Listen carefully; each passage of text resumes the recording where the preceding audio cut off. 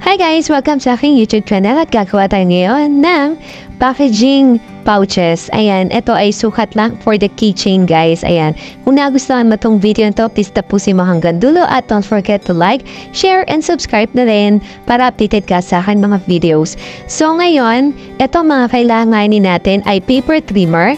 Yung paper trimmer niyan guys, sobrang mura lang yan. You can check out para importante din yan para pantay yung pagkat ng ating layout or ng ating label. So, ito yung aking layout. So, ginawa ko yan sa Canva. So, kung gusto matutunan na yan, comment nyo lang dyan para gagawa ko ng video for you guys. And guys, kung nakikita nyo, iba-iba yung paper yung gamit ko. Photo paper and copan band. Ayan, kasi nag-experiment ako kung ano magandang gamitin na paper. So, ayan, kinakat ko siya ng pantay-pantay. Ayan. And guys, ang advice ko, kung photo paper ko ang inyong printer ay laser, mas advisable gumamit ka ng photo paper. Pero kung yung normal na printer lang, ang advice ko is gumamit ka ng copan band.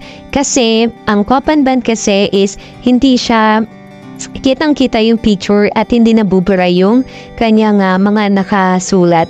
Kasi kung photo paper at glossy siya, and then normal lang na printer ang ginamit mo, nag-faded siya at saka natatanggal yung mga nakasulat, so hindi siya advisable. Pero kung ang inyong printer ay laser, ayan, pwede kang gumamit ng photo paper. Pero kung yung matte photo paper, hindi ko pa siya na-try kasi glossy yung napili ko. Pero maganda guys yung glossy ha. Kasi eto, kung napansin yung copan band, medyo napupulit siya, kaya you need to be careful. But yeah, so ayan, after ko nakat lahat, ayan, so naglagay na ako ng double-sided tape. Ayan, so dito sa gilid, naglagay ako ng maliit na double-sided tape. Kasi pag mataba, mahirap siyang itupe, lalo na kung ang keychain lang yung gagamitin nyo. Pero dito sa loob, ayan yung tinuturo ko.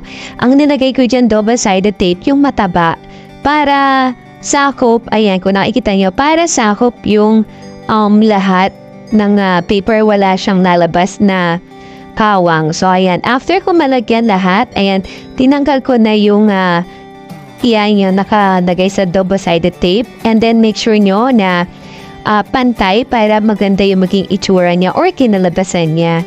So, ayan.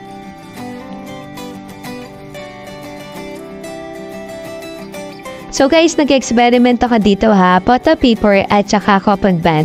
Mas advisable gumamit ng copan band kung normal na printer lang yung gagamitin nyo. So, ayan.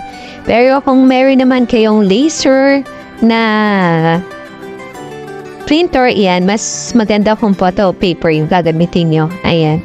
So, ayan, make sure ko dyan, guys, na pantay siya kasi sobrang dikit ng double-sided tape na ginamit ko. Kaya, kasi madali siya mapunit. Kaya, you need to be careful po. Ayan.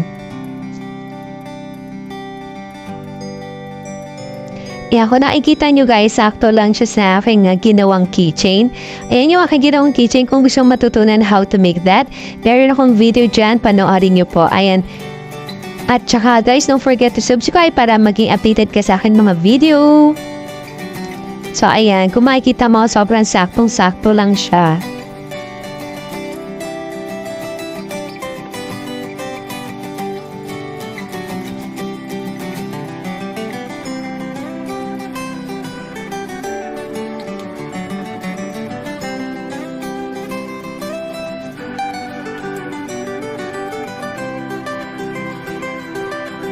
Ayan. So, naidikit ko na lahat. Sobrang ganda ng outcome niya. Yan pa lang yan, guys. Sobrang na-feel ko na ang ganda na ng aking packaging, no? Pero meron pang mas gaganda dyan dahil kakailanganin natin ng paper crimper. Ayan. Guys, sobrang mura lang din po niyang paper crimper na yan kasi yan na magbibigay ng highlight ng iyong pouches or ng iyong label. Sobrang ganda nito, guys. So, sobrang mura lang din yan. Medyo matigas nga lang siya kaya kailangan nyo ng puwersa dito. Pero, yeah, okay naman. Yan. So, makikita nyo guys, sobrang ganda niya. Tamis na miss ako dito sa itsura niya. Para siyang chichirya tsaka candy na sobrang ang sarap niyang kainin. Kaya sobrang ganda ng label. Kaya guys, ano pang hinihintay nyo? Ayan, try nyo na to para sa inyong business dyan. Nakagaya ko na merong small business. Ayan. Itong video nito ay para sa ating lahat guys. Pwede nyong gayahin and i-share sa inyong mga kaibigan ang aking video guys. Please don't forget to like and share and subscribe sa aking YouTube channel. Please. Thank you. Ayan. So, ayan na ang itsura niya guys. So, para siyang candy, diba? Sobrang ganda niya lalo na kung may mga party ka, giveaway. Ayan. So, personalized and sobrang ganda niya. Sarap niya. Para siyang candy na sobrang elegant, diba? Kung may reregaluhan ka, mga jowa nyo, mga kamag-anak nyo, friends nyo, ng personal pouch, ayan.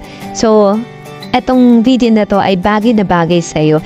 And naglagay rin ako dyan ng Bible verse, guys, kasi para na, yung ginagawa ko, feel kong i-share sa lahat ng mga bumipili ng aking product. So, ayan na yung outcome niya. Sobrang ganda niya, diba?